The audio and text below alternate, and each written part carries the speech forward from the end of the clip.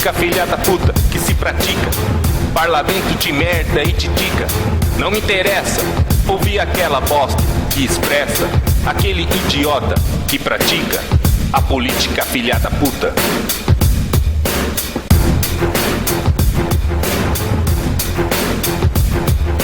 Preste atenção, fique alerta. Recomendação, se possível, fora a inércia. Manifestação para o povo é o que sobrou como proteção. Eles te roubam, exploram a miséria, te ilude, passa suas férias no Caribe e depois na televisão, caras de pau, dizem que tem a solução para os problemas do Brasil. Para os problemas do Brasil. Política filha da puta.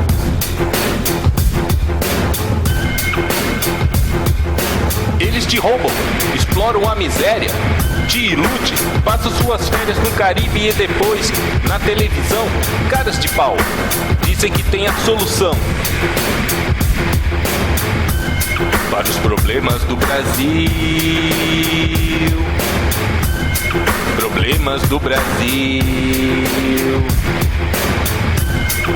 Política filha da puta.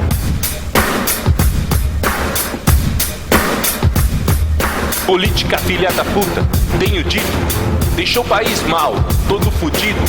Um Brasil miserável, iludido, por sua conta. Política filha da puta.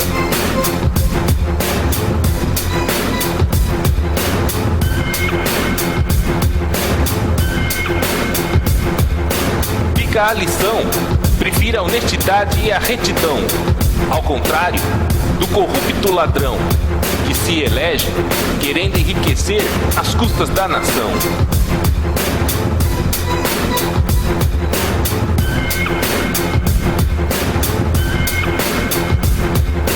Eles te roubam, exploram a miséria, te ilude, passa suas férias no Caribe e depois na televisão, caras de pau, dizem que tem a solução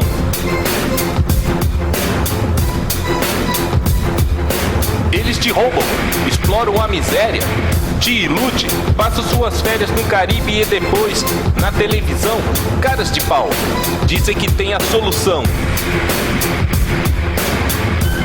para os problemas do Brasil.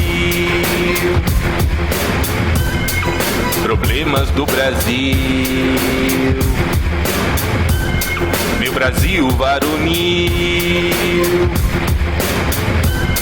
Problemas do Brasil. Política filha da puta.